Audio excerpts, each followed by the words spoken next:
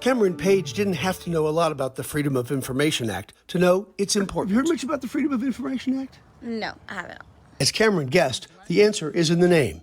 It began during the 1960s and the administration of Lyndon Johnson, as the U.S. looked to accentuate its differences with closed communist societies. So what was the law designed for? Why do we have it, and how easy is it to use? There's actually a local Texas law called the Texas Public Information Act, which was passed in 1973. But the history of FOIA goes as far back as Lyndon Johnson. So a senator named John Moss originally put this legislation forward on a national level.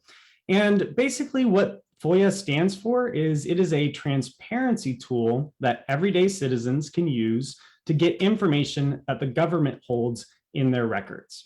Among things FOIA doesn't cover, some confidential or personal information, issues involving national security. Personnel issues don't typically get released, nor does information on contract negotiations. Before you file to find out something from our government, make sure the government hasn't already published it. Because the government pushes out mountains and mountains of paper every day.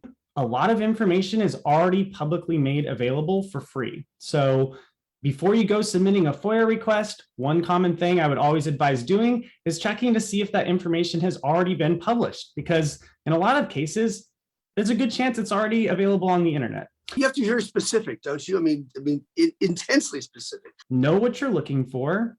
Don't go on a fishing expedition. And then be specific. Really describe the thing that you are looking for to help the person out on the other end who's trying to complete that request for you. They will produce those records in a reasonable amount of time. Define reasonable here. Reasonable, the government may consider like a couple of years reasonable, and I need this stuff next Tuesday. The agencies will use a process to prioritize those requests. The simpler requests tend to move to the front of the line and get answered as soon as they can be. Oftentimes, if your request is very complex, then that might take longer for the agency to respond to you. Reporters use the law to get records that lead to coverage of how our tax money gets spent, among other things. Attorney Jason Milam used the Freedom of Information Act to draw attention to problems with the Texas Theft of Service law. That law allowed rental companies to charge us with theft and have us arrested, sometimes with almost no evidence, if we didn't return a rental item.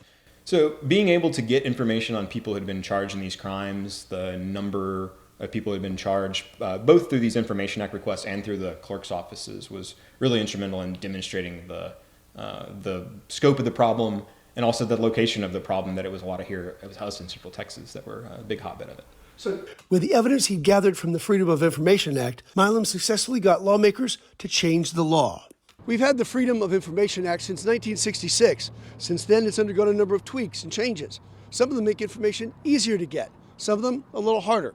There's been some back and forth, but the last few changes have all been positive toward more information coming from our governments. When Lyndon B. Johnson signed this legislation originally, at the end of the signature, he said, "I sign this with a measure of a deep sense of pride that the United States is an open society."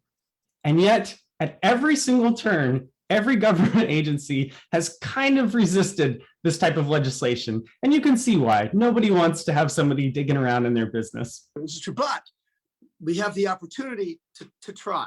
And opportunity is what America is all about. Dennis Turner, 25 News.